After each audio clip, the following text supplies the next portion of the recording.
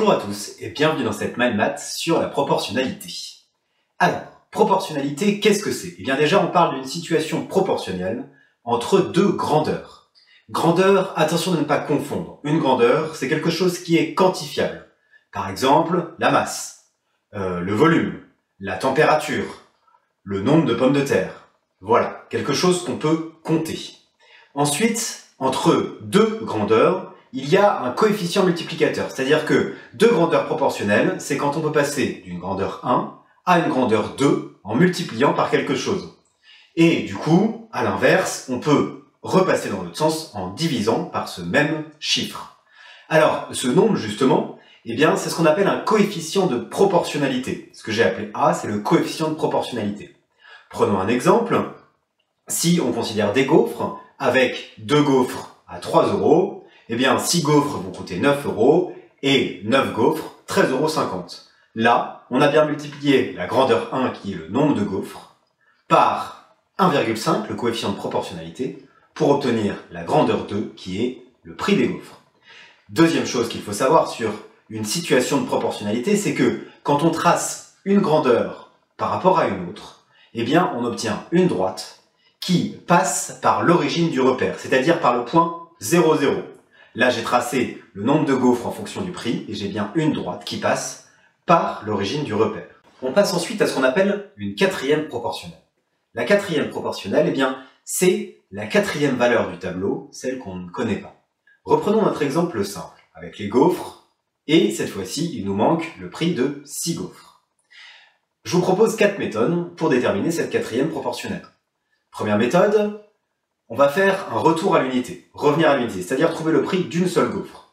Donc, si 2 gaufres valent 3 €, une gaufre, ça vaut 3 divisé par 2, 1,50 €. Et après, j'ai plus qu'à multiplier par le nombre de gaufres qui m'intéresse. 6 fois 1,50 €, ça donne 9 €.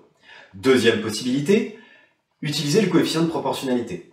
Là, on fait grandeur 2 divisé par grandeur 1, donc 3 divisé par 2, et ça vous donne 1,5. Donc, le coefficient de proportionnalité. Après, il suffit de multiplier 6 par 1,5 et je retombe bien sur 9. L'avantage du coefficient de proportionnalité, c'est que ça va marcher avec toutes les valeurs du haut. N'importe quelle valeur du haut, vous pouvez la multiplier par 1,5. Et n'importe quelle valeur du bas, vous pouvez la diviser par 1,5 pour retrouver une valeur du haut. Troisième possibilité, ça va être d'utiliser le produit en croix. Alors ça, vous savez, quand vous avez 4 nombres comme ça, qui vous en manque un, eh bien, les deux nombres en diagonale multipliés, divisés par le dernier, ça vous donne le produit qui manque.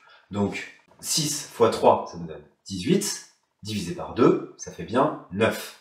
Et enfin, dernière possibilité, eh ben, en utilisant le coefficient de proportionnalité, on s'est intéressé aux lignes.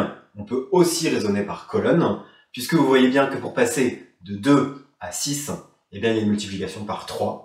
Donc en dessous, pour passer de 3 au point d'interrogation, il y a aussi une multiplication par 3. Et 3 fois 3, ça fait 9. Donc voilà, après à vous de choisir avec quelle méthode vous vous sentez plus à l'aise. Il y a aussi des situations qui feront qu'on préférera une méthode plutôt qu'une autre. Mais les 4 vont marcher systématiquement. Troisième chose qui est intéressant avec la proportionnalité, c'est ce qu'on appelle les pourcentages.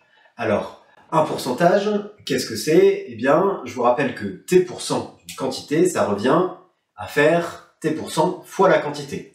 Je m'explique, si on prend un pot de crème fraîche de 20 centilitres à 12% de matière grasse, ben si je veux calculer la matière grasse, je vais faire 12% de 20. Et en fait, il faut bien que vous ayez ça dans votre tête que 12%, en réalité, c'est 12 sur 100, et 20, c'est fois 20. Donc 12% fois 20, ben ça nous donne 2,4 grammes de matière grasse. Et donc ça, on fait appel aux différentes écritures possibles pour les pourcentages. Il y a 15%, ça c'est le pourcentage, 15 sur 100, ça c'est l'écriture fractionnaire, et 0,15, ça c'est ce qu'on appelle l'écriture décimale. Alors pourquoi est-ce que je mets ça dans le chapitre de la proportionnalité? Ben, c'est parce qu'en fait, ça c'est une proportion. Et on aurait pu faire appel à un tableau pour résoudre notre problème. Si je prends un tableau et que je mets en grandeur 1 la quantité de matière grasse, en grandeur 2 la quantité totale, eh bien, je peux mettre que 12%, et moi je cherche pour 20.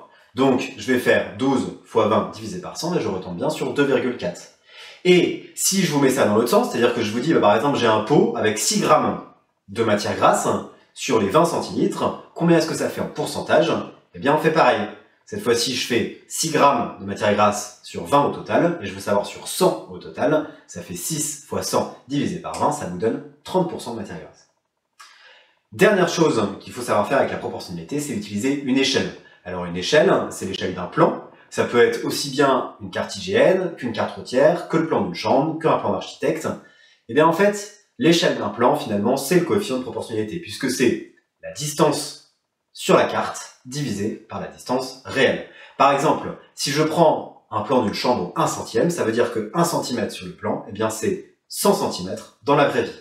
Donc une chambre qui fait 3 cm par 4 cm sur un plan, eh bien en réalité, avec un petit tableau, on peut retrouver que ça fait 300 cm sur 400 cm dans la vraie vie, c'est-à-dire une chambre de 3 par 4 mètres. Et voilà, je vous laisse avec la main de maths et je vous souhaite bon courage.